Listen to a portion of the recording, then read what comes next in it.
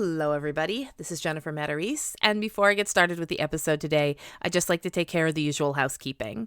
For starters, paid requests are now reopened. If you're interested in submitting a disaster request, please double-check the list of requests I most recently posted to the podcast Facebook and Tumblr accounts to make sure your request has not already been made. Also, please look through past episodes to verify I haven't already covered the disaster in question. To submit a request, you can send a donation of $30 or more to the podcast PayPal at disasterarea@mail.com, on Venmo at Disaster Area Podcast, or on Cash App at Disaster Area Pod. Just add the name of the disaster to the notes on your donation. If you have an idea for an episode subject but you're not sure if it qualifies, feel free to message me and I can approve one way or another. I can make things a lot easier for you right now. I will not be covering the entirety of 9/11 or Titanic because they are very large, and considering how much would be involved in covering them, it would take me a very long time and be very difficult to do. So I probably won't be doing those in their entirety, maybe bits and pieces. I have done some parts of 9/11 so far, but not the whole thing. As for Titanic, it's been covered a lot, so it really shouldn't be an issue. As for things that lean a little bit too much into true crime, I probably won't be doing those.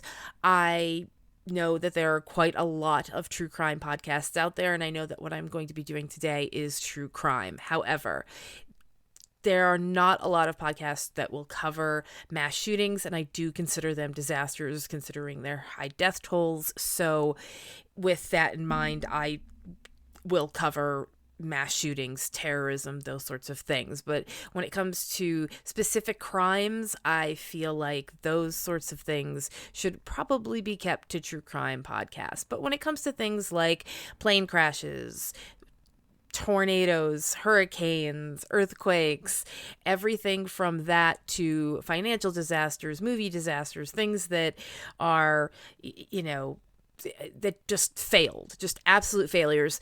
Those things I will usually cover if you can give me a really good argument for that. The subject for this episode is a dealer's choice picked by myself because I am a glutton for punishment.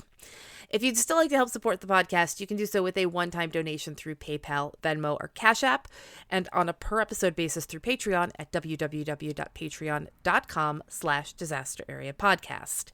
A per-episode donation of even as little as $1 an episode can help me do things like pay the rent and keep the lights on. And if you do join the Patreon, you will get new episodes ad-free as soon as I record them, rather than waiting until they are released on the main feed. So if you do become a patron, I would very much appreciate it. You can also follow the podcast on Facebook at Disaster Area Podcast, on Instagram at Disaster Area Pod, and on Tumblr at Disaster Area-Podcast. Also, please think about rating and reviewing the podcast on Apple Podcasts, Audible, Spotify, or wherever else that you might listen to us on. Also, just a reminder that, as with all episodes on mass shootings, the name of the shooter will only be used once in this episode. Otherwise, he will be referred to as the murderer, the gunman, the shooter, the perpetrator, etc. I would also like to issue a warning that this episode includes the murder of children, so if that is difficult for you, you might want to skip this episode. All 5 parts of this episode, it is a very difficult subject, and it is very frustrating, and if it's something that you don't think that you can listen to right now, I would completely understand if you didn't want to listen now or at all.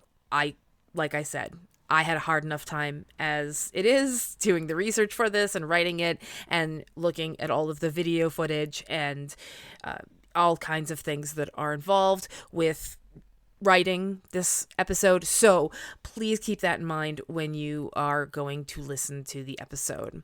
There are also multiple swear words used by police officers on body cam footage and in interviews after the shooting, as well as from family members at the scene who will be quoted. So keep that in mind if you're listening in a sensitive area. I'm going to get to say a lot of swear words that I normally don't get to say because I try to